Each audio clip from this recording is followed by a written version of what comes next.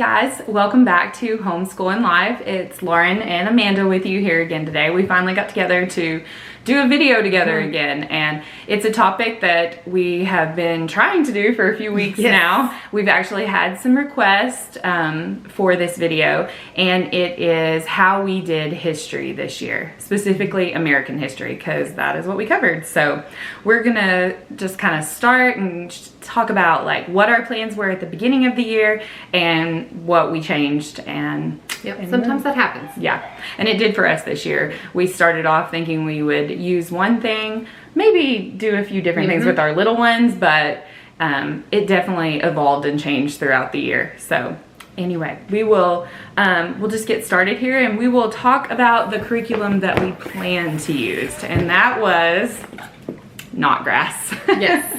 So I have a high schooler this year. I did. She is almost done with 9th grade. And you have an 8th grader. I have an 8th grader, and they were going to be doing that along with my 9th grader for a high school credit. So we picked a textbook, high school book curriculum to start the year with, and that was Not Grass. This is the Not Grass Exploring America, and it's part 1 and part 2. And so that was our plan, was to start with that and then just kind of branch off of it for our younger ones. And as the year went on, we definitely pulled away from it a little bit.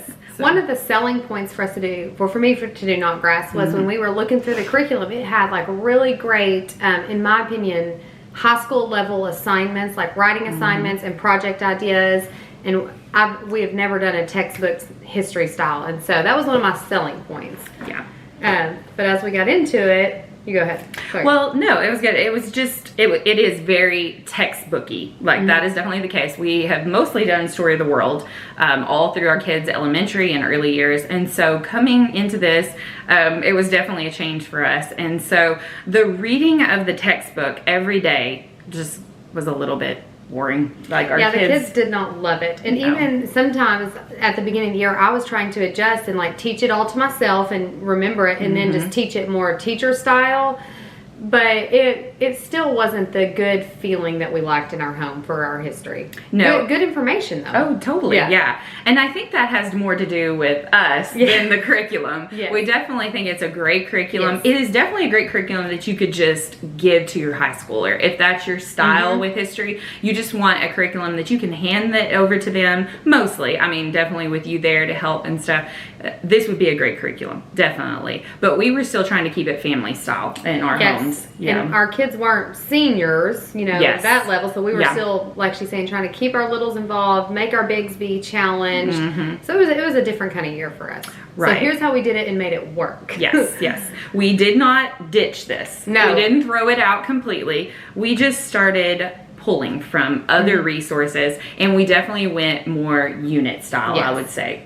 So you want to talk about the way the textbook is, we followed like whatever the textbook, the next chapter was, we pretty much followed it. The timeline, And yes, the timeline. And so that was super helpful, and there was some really cool stuff in the book. But number one, we have covered American history, like pioneers to the Revolutionary War, 100 times, it feels like. So like all of our kids, I felt like, were very well versed in that. So what we did, is this the second book or is the blue one? Yours the blue one is the second book, yes. So we kind of sped through and got up to the gold rush pretty quickly, because our kids knew that. And then from there, after the gold rush, 1900s up, we camped out, and it was so fun. I would say it was probably one of our best history years ever. Oh, definitely. I think our kids are saying that too. Like they really enjoyed it. So what we would do is we would take whatever time period we were in and go find all the other resources. Any time we would cover a chapter, we would look in our Story of the World, and we didn't read every chapter in this one, but any of the ones, because this covers the entire world, and we were really trying to focus on American history and the world wars. That's a hard word to say. Can you say world wars?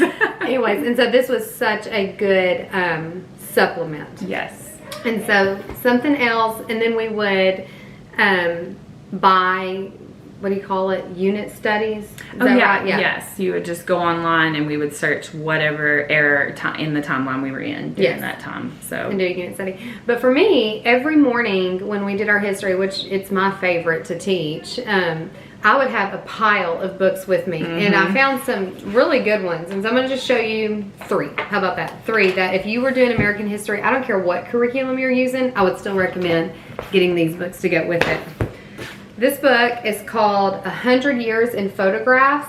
And it goes by each, I think it starts in the 1900s. 1910s or so, and then it just has the pictures of like the real things that happened and the information. So every day I would just read a few of these in our book basket time, and the kids like would always be like, hey, pass me that book, I want to see, things like that. And so one of the reasons that I think, and you can tell me what you think, that the kids loved this time period of history the best is because there was real live visual resources. Yes. Like, you know, because we've studied medieval, you can't go watch a video of the battle of 14 something, but couldn't go YouTube search that one. And so they were able to see everything, so right, like these real photographs. That was the first time we got to do this in history.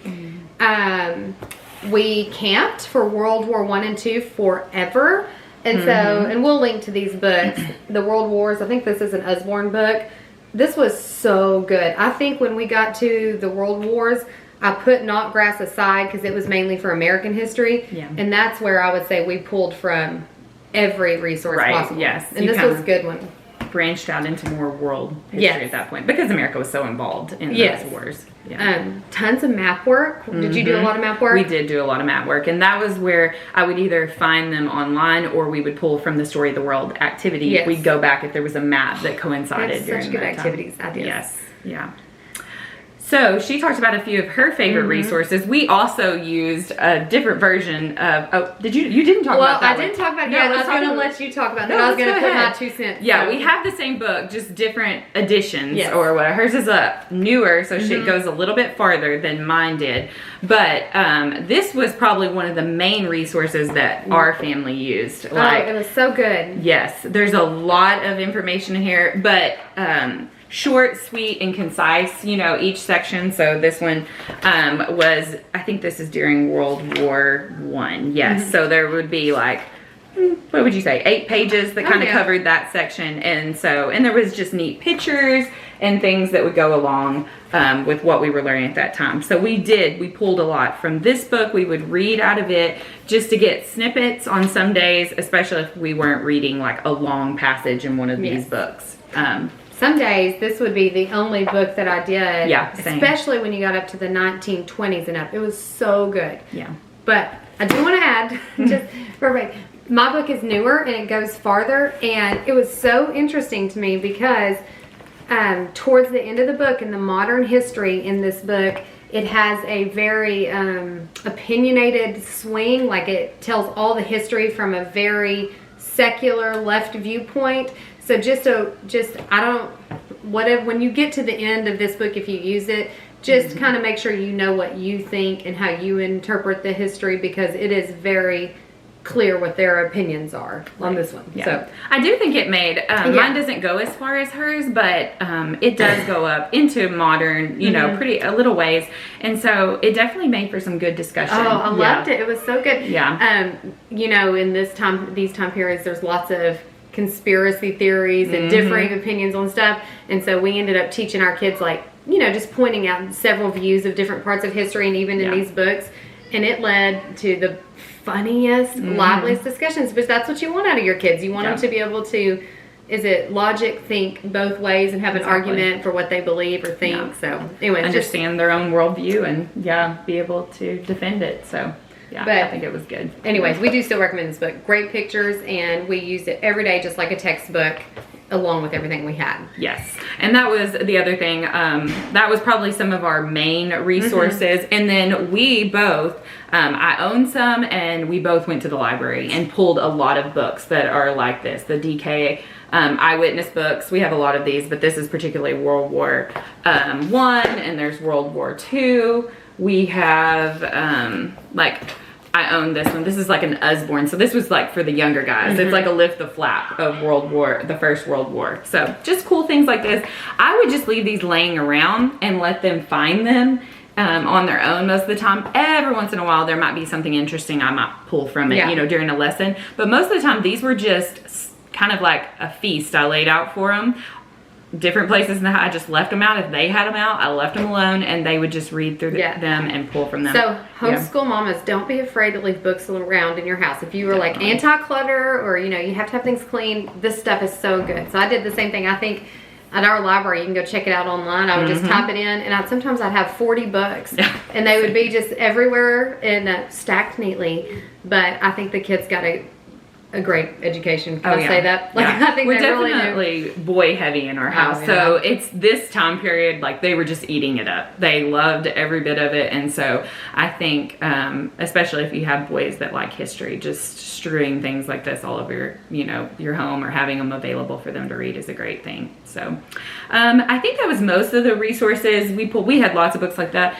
This is an oldie we had. Do you remember this from Veritas? Oh yeah. Yeah, this was from years ago when we did a co-op before, and I did pull from this one even a few times and read out of it. So like we're saying, like it was definitely a feast of different books and resource books and stuff, and we would just pull it all together each week, kind of plan out what we were sometimes I just did it kind of every few weeks. I'd get things ready to go, because we did these, like definitely the World Wars, we spent several weeks on. That was really good. So we'll link to all of our favorite ones in here. And so basically the biggest way we strayed from the curriculum was just using Knotgrass's timeline, but then going and pulling resources from everything. It took more work on us, but it didn't feel like work because the kids were enjoying it. Yeah, and we can share a little bit. YouTube is definitely a place we pulled from a lot. Every day. Oh my goodness, I think you talk about it, you're just like searching on your phone and pulling it up on the TV or the computer while we were doing things. That they would have a question, we would look it up, different things. I think the recent one was the Oklahoma City bombing in the more modern history. Like I just went and searched a video that it was like, I think it was from the History Channel on YouTube, and pulled it up, and they saw kind of like how they did like a reenactment type thing of how it might have went down. So that was definitely a resource. Mr. Betts is always Mr. Betts on YouTube. Thank you, Mr. Betts, for all your stuff. Yeah, we definitely pull from that, and a lot of this we used in co-op as well as in our homes. But we would use these resources during co-op a lot. Another one we used was America in Color. That was so good. It was neat. Yeah, definitely. We loved the 1920s, 1930s one. The kids really enjoyed watching that, and that would be more of a documentary, so we would pull from that. You mentioned a lot of unit studies we pulled. And I haven't ever been like a big unit study purchaser before. I would if we were getting together for a co-op and I just wanted, I didn't have time and I just needed stuff done. But I would say for this time period of history and following the Knotgrass timeline, I purchased, I don't know, 7 or 8 unit studies just from Teachers Pay Teacher and just other places that were super helpful, just because they already had all the work ready for you. It's okay to use resources from other people. Oh, definitely. And we would like pull them out, use them for co-op, and then what was left, we usually would go back home and finish what we didn't finish. So that was definitely something. And another curriculum site that we have loved is Guest Hollow. Oh, she was so great. Yes, yeah. It is it is kind of all online based, and there are book lists and movie lists, and she has a curriculum that you can actually purchase, like the PDF, and have I'm sure there's more to it if you do that. We didn't use it this year, but we would just go on there and read through her book list and pick movies and different things that they would recommend for whatever we were talking about that week. I would say this was a great movie year. Obviously, there was so many movies for all these time periods. Like, I mean, goodness, the Gold Rush up. Because I guess it was, what was it, last year, medieval history? Or there was one unit that there was like no good movies in my opinion. Very few. But these were good. And I will say, some of them have, not necessarily all the great stuff in it, but I still let my big girls watch it because it was true stuff. So it was a good movie year. We didn't use this resource, but just as an FYI, we have friends, and we were talking about recently, but VidAngel is a great resource. It's like a $10 subscription, and it works through some of your like Netflix and all of those things. So if that's something you want to use and you want to cut it out, that would be a good option too. But there are a lot of different war movies and different things that went along with that. Even the Civil War had some great movies Oh, yeah. that go along with that. So when we started there, so I think Jack and them watched Gods and Generals. I think that's like 3 hours long. oh yeah, I didn't watch it. We did some of those like mini series. Yeah. You'd work your way through them, and also like our family actually watched a little bit, mostly just like the first season of like the Waltons during the Depression time. So that was so fun when we got to the 1950s. Is that right? For our homeschool book basket time a few days, I let them watch all the shows from the 1950s. Yes. So those were pretty fun. Yeah, those are like, you've got Andy Griffith, Yes. Leave It to Beaver. Happy Father- Days. It was set Yeah. in the 50s but made in the 70s. Yes. Anyways, it was Yeah. lots of fun TV, good family interactions together, I Yeah. guess. Probably one of the kids liked the show. so They much. probably did like it. And then the propaganda and the advertising, the new inventions. It was just a good history year. But we got it all from pulling, just taking the time period or whatever decade we were in and finding everything we could to teach it deeper. Yeah. And then probably the last thing we'll talk about is our read alouds. Yes. Literature. How we use that this year. I would say the read alouds, again, for this year was so great because there was enough to have challenge the bigger, the older kids, the teens, whatever. We need an official name for them, the teens. Challenge the teens in their reading and some true things that happened in history, but there was still lots of great books that just touched it for the little ones. So we separated. I did not do many big family read alouds this year. I separated them into 2 groups and let the teens do their own. Yes. And so, there's so many World War II books, which we talked about in a video, our book club with our girls. But I would say my favorite was Snow Treasure. Yeah. Like, My boys like that one too. yeah, and did you watch the movie? We haven't watched the There was movie, no. I think it was made in the 60s, a little, it's probably like a 62-minute movie. Yeah. And we watched it as soon as we finished, and so it was great for the littles. Yeah. Yeah. Lots of resources and books too. There's Yes. so many read alouds that go along with this time period. Buddy Not Buddy, I think was one that that was we a good did. one. Yeah. I was trying to think. We're forgetting. We'll probably talk about all Yeah. our read alouds in another book, but a lot of different things. And I think it was a good idea to split the kids up this year. That was a great. It was hard for mamas, but Yes. it was better for their education. Yeah. And there were sometimes we were in the car, we'd do a read aloud audio version, so everybody was listening at that point, but just not a requirement for us all to be together, which is difficult these days. So would you still, like doing how we did it, would you, like last summer when we chose Knotgrass, would you have still chose Knotgrass again? I think it was a good basis. Yeah. I think it gave us that, having the spine was helpful. Oh, I will say without a definitely. doubt. I could just like pull out the table of contents and look, we're going to discuss this, this, and this, and I would decide what chapters. And I actually did assign my older ones after we kind of stopped reading it as much out loud. We would sometimes, I would like, this is better than another book that we had, so I would read that particular chapter for that day. But mostly I would just pick a few and assign them to my high schooler and my 8th grader and tell them, read this on the off days that we don't do history, because we only do history 2 to 3 days a week depending on what's going on and different things together as a family. So I would assign those and have them discuss it. There's just, we actually own, I didn't bring it, but we have the student review, so it had questions and things, and I would have them answer those, just so I knew they were understanding